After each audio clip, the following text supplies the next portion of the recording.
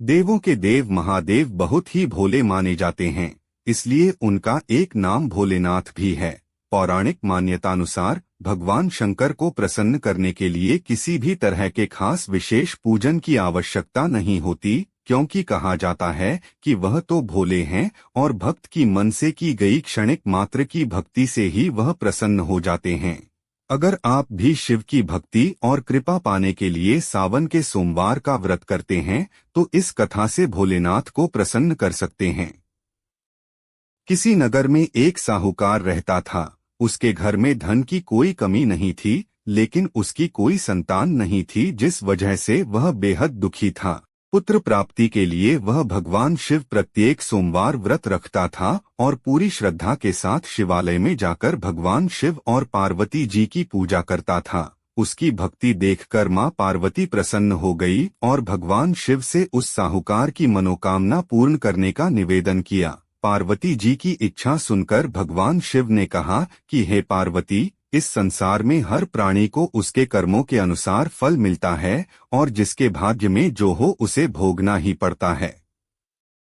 लेकिन पार्वती जी ने साहूकार की भक्ति का मान रखने के लिए उसकी मनोकामना पूर्ण करने की इच्छा जताई। माता पार्वती के आग्रह पर शिवजी ने साहूकार को पुत्र प्राप्ति का वरदान तो दिया, लेकिन साथ ही यह भी कहा कि उसके बालक की आयु केवल 12 वर्ष होगी। माता पार्वती और भगवान शिव की इस बातचीत को साहूकार सुन रहा था। उसे ना तो इस बात की खुशी थी और ना ही गम। वह पहले की भांति शिवजी की पूजा करता रहा। कुछ समय उपरांत साहूकार के घर एक पुत्र का जन्म हुआ। जब वह बालक 11 वर्ष का हुआ तो उसे पढ़ने के लिए काशी भेज दिया गया। साहूकार ने पुत्र के मामा को बुलाकर उसे बहुत सारा धन दिया और कहा कि तुम इस बालक को काशी विद्या प्राप्ति के लिए ले जाओ और मार्ग में यज्ञ कराओ। जहाँ भी यज्ञ कराओ वहीं पर ब्राह्मणों को भोजन कराते और दक्षिणा देते हुए जाना। दोनों मामा भांजे इसी तरह यज्ञ कराते और ब्राह्मणों को दान दक्षिणा देते काशी की ओर चल पड़े। राते में एक नगर पड़ा जहाँ नगर के राजा की कन्या का विवाह था, लेकिन जिस राजकुमार से उसका विवाह होने वाला था वह एक आंख से काना था। राजकुमार के पिता ने अपने पुत्र के काना होने की बात को छुपाने के लिए एक चाल सोची। साहूकार के पुत्र को देखकर उसके मन में एक विचार आया। उसने सोचा क्यों न इस लड़के को दूल्हा बनाकर राजकुमारी से विवाह करा दूं।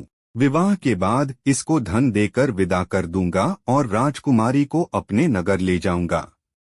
लड़के को दूल्हे का वस्त्र पहनाकर राजकुमारी से विवाह कर दिया गया। लेकिन साहूकार का पुत्र एक ईमानदार शख्स था। उसे यह बात न्यायसंगत नहीं लगी। उसने अवसर पाकर राजकुमारी की चुन्नी के पल्ले पर लिखा कि तुम्हारा विवाह मेरे साथ हुआ है, लेकिन जिस राजकुमार के संग तुम्हें भेजा जाएगा वह एक आंख से काना है। मैं तो काशी पढ़ने जा रहा हूँ। जब राजकुमारी ने चुन्नी पर लिखी बातें पढ़ी तो उसने अपने माता पिता को यह बात बताई। राजा ने अपनी पुत्री को विदा नहीं किया, जिससे बारात वापस चली गई। दूसरी ओर साहूकार का लड़का और उसका मामा काशी पहुँचे और वहां जाकर उन्होंने यज्ञ किया। जिस दिन लड़के की आयु 12 साल की हुई उसी दिन यज्ञ रखा गया। लड़के ने अपने मामा से कहा कि मेरी तबीयत कुछ ठीक नहीं है। मामा ने कहा कि तुम अंदर जाकर सो जाओ। शिवजी के वरदानुसार कुछ ही क्षणों में उस बालक के प्राण निकल गए। मृत भांजे को देख उसके मामा ने विलाप शुरू किया। संयोगवश उसी समय शिवजी और माता पार्वती उधर से जा रहे थे। पार्वती ने भगवान से कहा, प्राणनाथ, मुझे इसके रोने के स्वर सहन नहीं हो रहा। आप इस व्यक्ति के कष्ट को अवश्य दूर करें। जब शिवजी मृत बालक के समीप गए तो वह बोले कि यह उसी साहूकार का पुत्र है जिसे मैंने 12 वर्ष की आयु का वरदान दिया। अब इसकी आयु पूरी हो चुकी है। लेकिन मातृभाव से विभोर माता पार्वती ने कहा कि हे महादेव, आप इस बालक को और आयु देने की कृपा करें, अन्यथा इसके वियोग में इसके माता पिता भी तड़पट कर मर जाएंगे।